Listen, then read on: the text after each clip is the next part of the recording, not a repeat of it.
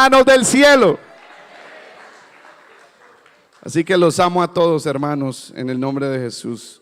Voy a predicar este corto mensaje con el título: El poder vencido por la resurrección. Voltee con el que tiene a su lado y diga: el poder vencido por la resurrección. Oseas hablaba de una declaración profética, ya que esto no se cumplió sino hasta que Jesús vino, murió por nosotros. Y quiero felicitar al hermano Alexi. ¿Dónde está Alexi?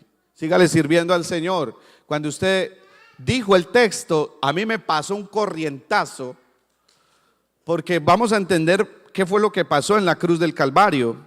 Yo lo tenía aquí, inclusive, hermano Alexi. Primera de Timoteo 3:16 es un texto lema para cualquier cristiano. Si no se lo sabe de memoria, apréndaselo, no sea mal cristiano.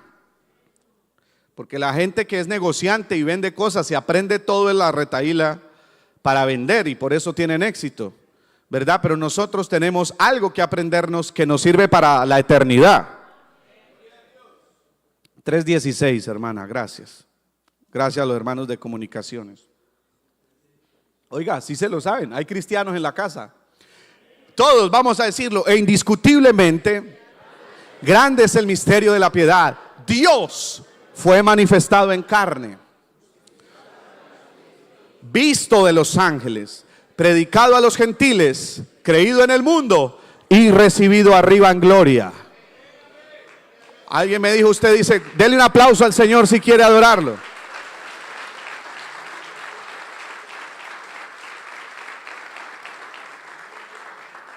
Una visita en Victoria, Texas, me dice: pastor, ustedes hablan que Dios está aquí, que Dios está aquí. Muéstreme lo que no lo veo.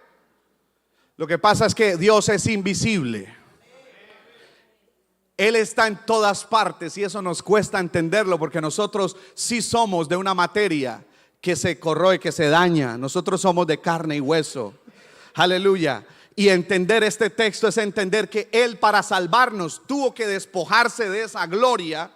El Dios todopoderoso, porque Dios tiene atributos que solamente son de Él. Él es omnipotente, y eso significa que tiene todo el poder.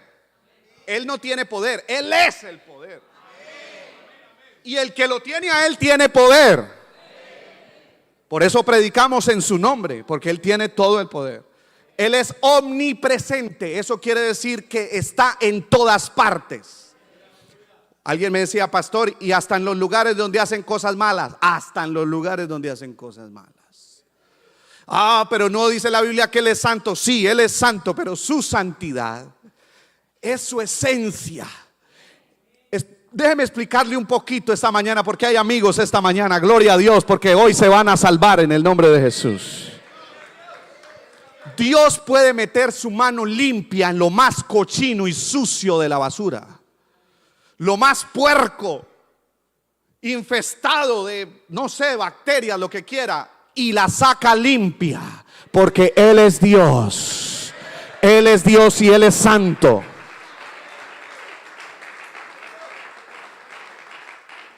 Pero Dios, por eso es una humillación. Él mismo se humilló porque nadie podía humillarlo. Dios fue manifestado en carne, dijo: voy a ir a salvarlos. Solamente Él podía hacerlo. Lo que no pudieron hacer los profetas, lo que no pudo hacer los iluminados, los religiosos, lo que no pudo hacer la religión, lo voy a traer a esta época. Lo que por nosotros no pudo hacer la religión, lo que por nosotros no pudieron hacer nuestros padres ni nuestros abuelos, antes todo lo contrario. Venimos aquí sanando traumas. Por eso es que es tan difícil que una persona se convierta a Jesús, porque le echa la culpa de lo que los hombres le hicieron en el pasado, abusos y tantas cosas que el hombre ha defraudado. Pero Jesucristo vino a sanar de toda esa culpa, dolor, pecado. Alabanzas al nombre de Jesús. Yo por eso le alabo y le glorifico, porque Él se humilló. Él sí lo hizo. Él fue manifestado en carne. Significa que Dios, dice Juan, yo creo que todos se lo saben, Juan 3:16, dice: de tal manera amó Dios al mundo, que ha dado a su Hijo unigénito. Hijo de Dios no significa que haya otro Dios que sea hijo, porque Dios hijo es una mala interpretación que han hecho algunas denominaciones. Hay solo uno, es el Hijo de Dios. Y hijo significa enviado, que vino de Dios. Alabanzas al nombre de Jesús. Cuando la Biblia habla hijo unigénito, es Jesús. Jesús, para que todo aquel que en él crea no se pierda, sino que tenga vida eterna. Yo pensé que usted iba a aplaudir al Señor.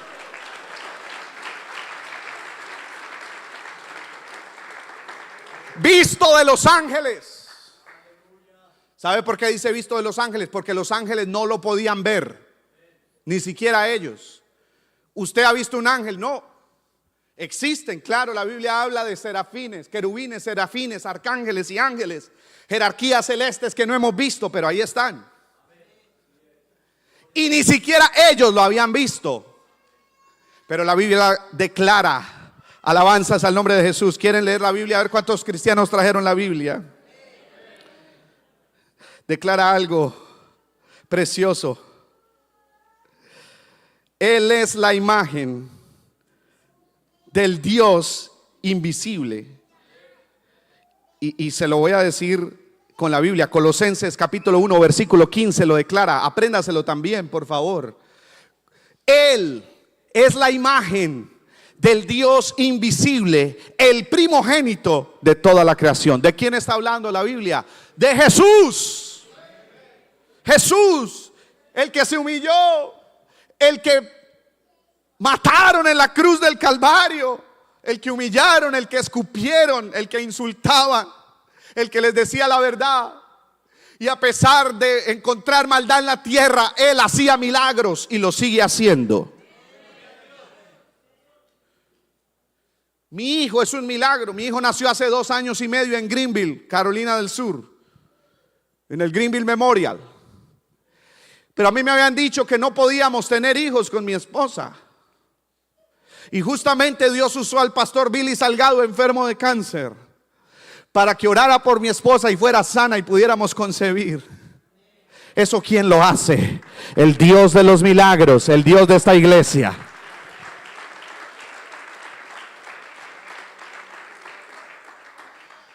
Grande es el misterio de la piedad. Algunos piensan que la Trinidad o deidad de Dios es un misterio. Dicen es un misterio y con eso se defienden. No, no hay ningún misterio. La Biblia lo resuelve. Dios se manifestó en carne. Los ángeles lo pudieron ver. Cuando Él murió, ellos estaban presentes, porque dice que Él tomó las potestades y los principados. Aleluya. En las regiones celestes hay ángeles caídos que nosotros les llamamos demonios. Se rebelaron contra el Dios invisible porque no lo podían ver. Y por eso es que algunos se resienten y se van de la iglesia, porque dicen, predican que Cristo viene, predican a Dios y no lo podemos ver. Muéstrenos a Dios, ¿dónde está? Aleluya. Y es por eso que la gente se va de la iglesia, porque el que no ha sentido a Dios no puede permanecer en la iglesia del Señor. Pero aquí hay un pueblo, un remanente, una iglesia que ha sentido la presencia de este Dios todopoderoso. Por eso dice, justificado en el Espíritu, porque Él mismo mostró que a pesar de ser un ser humano común y corriente como usted y yo, tenía un poder que no era humano y que no era corriente. Era un poder sobrenatural. Es por eso que los discípulos que pensaban lo estaban apenas conociendo, como algunos de aquí apenas están conociendo a Jesús. Ellos también tenían sus dudas, tenían una religión, tenían un pasado, tenían pecados. Vivían en la muerte, en el delito, en la religiosidad, y ellos mismos tenían dudas porque lo estaban conociendo, pero veían que Él hacía milagros, veían que Él sanaba enfermos, veían que Él perdonaba pecados. Y eso era una blasfemia para los judíos, porque un hombre no es Dios y un hombre no puede perdonar pecados, decían los religiosos. Oh, pero Él mismo, ¿sabe cuándo se dieron cuenta los discípulos que Él no era de este mundo, ni era corriente, ni era cualquier hombre, ni cualquier persona? Cuando Él se para frente a la mar y el mar estaba embravecido, dice la palabra del Señor. ¿Y quién es el que tiene la autoridad para mandar a callar el mar? Pues el mismo que lo hizo, el que está vivo.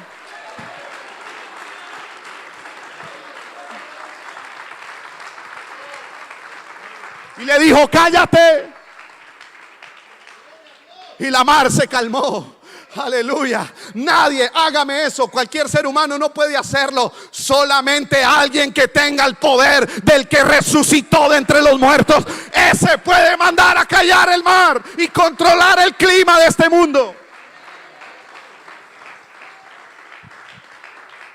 En la ciudad de Medellín están celebrando la convención en el estadio Atanasio Girardot, que es uno de los estadios más costosos de Colombia. Se los prestaron gratis a la iglesia, gloria a Dios, porque saben que se manejan bien y no hacen daños. Seguro. El alcalde dijo: estos evangélicos locos pentecostales me dijeron que no les prestara el estadio, pero es que cuando vienen a jugar un partido acaban con todo, los baños, todo. Y hay marihuana por todas partes y un problema, y tenemos que reforzar cada vez más la policía. Pero cuando llegan los evangélicos, aleluya, salen y los baños quedan hasta limpios, porque es que uno demuestra lo que tiene adentro, ¿sí o no? La cultura de la iglesia. Y estaban ahí celebrando el culto y llovió en la ciudad de Medellín como está lloviendo en Greenville, porque es temporada de lluvias en Colombia, en mi país. Y estaba lloviendo, hubieron inundaciones cerca al estadio, pero los bomberos estaban impresionados. Estaban atendiendo llamadas por radio, porque hay que tener bomberos y policía en el estadio por seguridad, el cuerpo de defensa civil. Y todos estaban asombrados de que en la única parte donde no estaba lloviendo era en el estadio Atanasio Girardot. ¿Sabe por qué? Porque el Dios que predica esta iglesia está vivo y todavía tiene poder sobre el clima. Y si Dios es capaz de detener la lluvia, es capaz de resucitar un muerto y sanar un enfermo. Es capaz de perdonar nuestros pecados. Es capaz todavía de cargar con toda esta iglesia.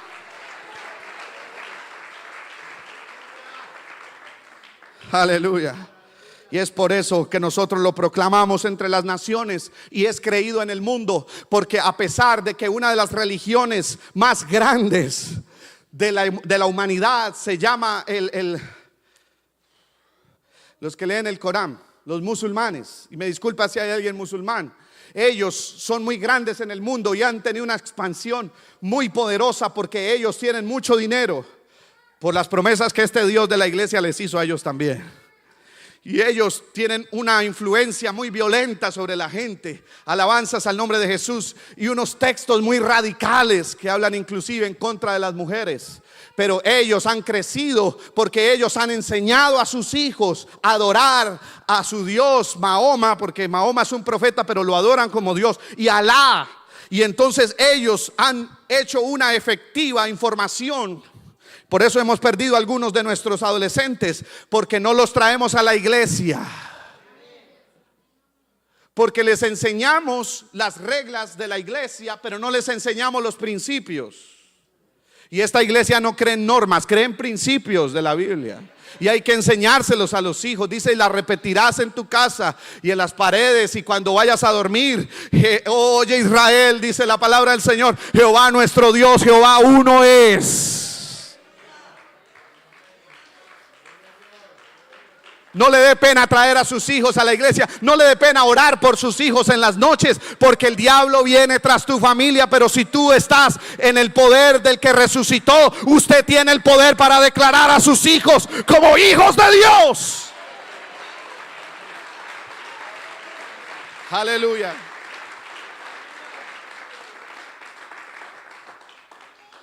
¿Dónde está Jesús? Y aquí voy a ir terminando este mensaje. Hermano Ángel, Angel, come on. ¿Dónde está Jesús? La gente me pregunta mucho eso. Oh, yo se los quisiera mostrar, pero hay un problema, porque si Él estuviera aquí en Greenville en persona, escúcheme, como lo que es, la Biblia dice que lo vamos a ver tal cual es. Es la promesa para los que creen en su nombre. Porque vamos a ver sus manos. La Biblia dice que lloraremos. Su costado traspasado, sus pies. Pero ya no es el mismo al que humillaron, al que escupieron y al que clavaron en la cruz. Ese ya no es. ¿Sabe por qué? Porque cuando Él resucita en el nombre de Jesús, Él tiene un cuerpo glorificado que prometió a todos los que están enfermos, aleluya, a todos los que están sedientos de Él, a todos los que están abatidos, afligidos por las situaciones del mundo, por el estrés. ¿Dónde está Jesús? La Biblia dice que fue recibido arriba en gloria. Porque les voy a explicar esto. Jesús resucita, está con sus discípulos. La Biblia dice que lo vieron partir el pan y darle gracias, o sea que comió. Aleluya. Y la Biblia dice otro montón de cosas que el pastor Bernardo Serna hace como 1 o 2 años explicó aquí. El cuerpo con el cual usted y yo vamos a resucitar. Porque la Biblia dice que los muertos en Cristo resucitarán primero, y nosotros los que hayamos quedado seremos transformados a ese mismo cuerpo que Él les va a dar a los que creyeron y murieron en esta vida, para pasar a una vida eterna. Gloria al nombre de Jesús, donde Él reinaremos con Él. Recibido arriba en gloria. Porque el Señor mismo, con voz de mando, con voz de arcángel y con trompeta de Dios, descenderá del cielo. ¿Dónde está? Está en el cielo. Porque la Biblia dice: nadie subió al cielo sino el que descendió del cielo, el Hijo del Hombre. O sea, el de carne y hueso, que está ¿en dónde? En el cielo. Y entonces, cuando Él es recibido arriba, yo les quiero decir algo. Es que es tan glorioso, porque los discípulos, al ver lo que Él estaba resucitado, eso hizo un clic tremendo. Ahí empieza realmente el avivamiento del Pentecostés, porque dijo: si que lo mataron, si la religión lo mató, si el imperio romano lo mató, nosotros vimos que sufrió y que murió por amor a nosotros, nosotros pensamos que se había acabado el evangelio. Y es por eso que Pedro empieza otra vez a ser pescador, el mismo grosero pescador, el mismo que tomaba, el mismo mujeriego, el mismo, para que usted me entienda que es usted. Porque el que no cree que Jesucristo resucitó de los muertos, entonces se vuelve para el mundo. Porque si no es esto, entonces ¿qué es? Entonces ¿qué es? Y la Biblia dice: si Cristo no resucitó, vana es nuestra predicación. Seríamos los más dignos de conmiseración. Eso quiere decir que la gente, los que no conocen a Dios, por eso te miran y te dicen: pobrecito, está loco. Va a una iglesia y allá el pastor les lava el cerebro. Bueno, realmente no nos lavó el pastor, nos lavó Jesucristo. Cerebro, alma, cuerpo, mente, todo. A mí Jesús me lavó todo.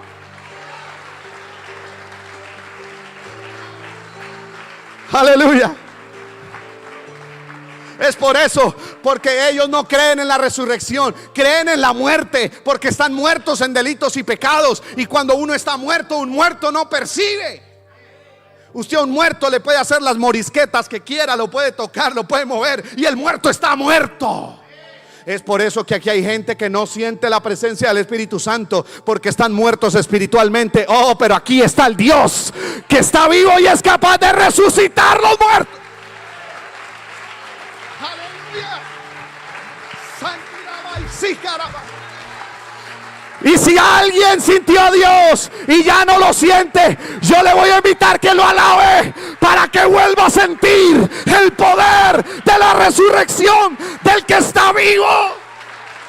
Porque Cristo está vivo. Aleluya.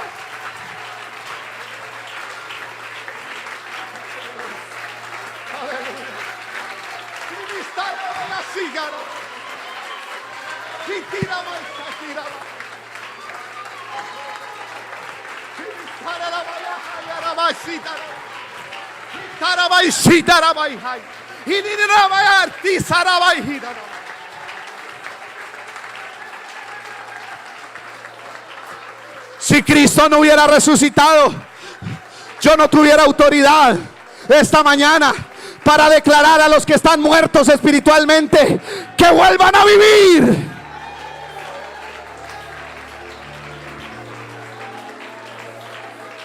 Que salgan de sus tumbas.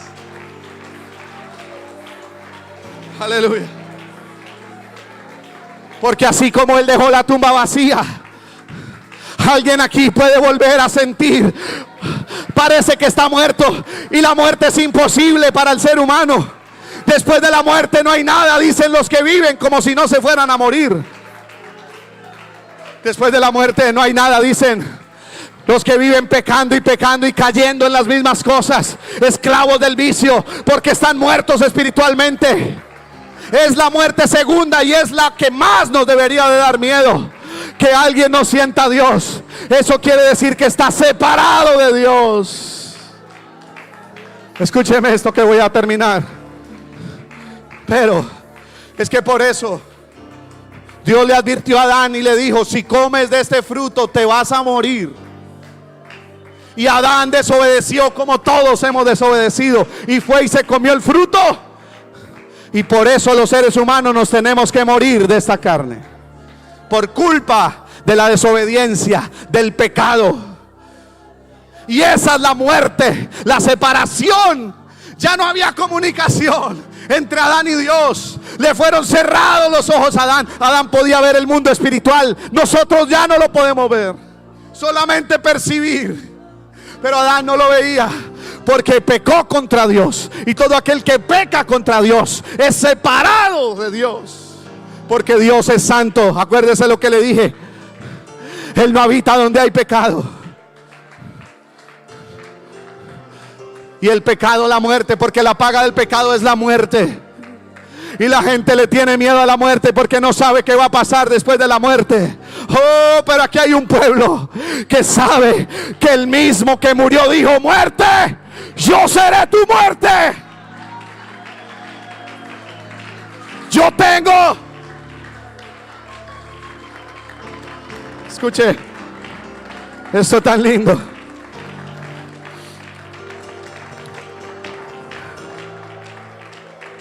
Apocalipsis capítulo 1 versículo 18 declara las verdades más grandes que podemos tener en Jesús. Dice, póngamelo desde el verso anterior, 17 por favor. Apocalipsis 1, 17 dice: cuando le vi, caí como muerto a sus pies. Aquí hay unos que ya lo sintieron sin haberlo visto y por eso cayeron aquí al altar.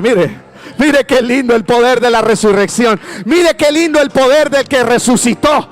Uno no lo siente y entonces se muere espiritualmente, pero cuando uno lo siente, entonces vuelve a vivir. Entonces vuelven las fuerzas espirituales y la gente cae de rodillas adorándolo, porque Él está vivo.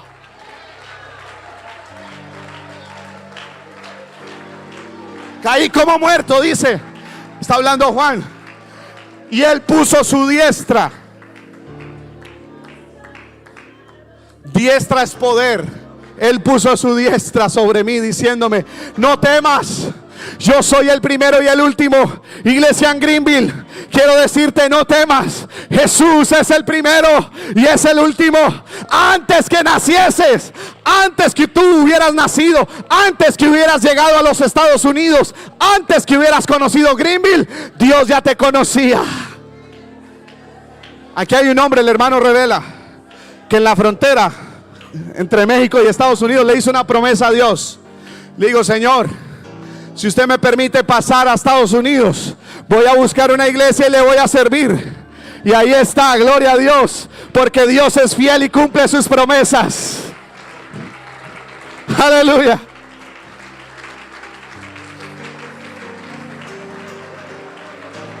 Aquí hay un joven, porque aunque tiene una familia grande, está joven, Pepe, que según él estaba hablando con Satanás, ¿verdad? Y le dijo en el bus en Matamoros: si nos permites pasar y llegar allá, yo te voy a servir. Lo que él no sabía es que Satanás no es omnipresente. Satanás tiene un poder engañoso, pero no está en todas partes. Pero el que está en todas partes y está vivo lo oyó, lo escuchó y dijo: me vas a servir a mí. Y aquí está esta mañana, porque Dios está vivo, Cristo está vivo.